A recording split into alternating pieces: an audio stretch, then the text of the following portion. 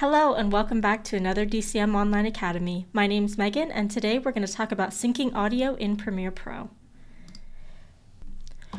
To sync audio in Adobe Premiere Pro, start by placing both your video and audio clips onto the timeline. Select both clips by holding Shift or clicking and dragging. Then right-click and choose Synchronize.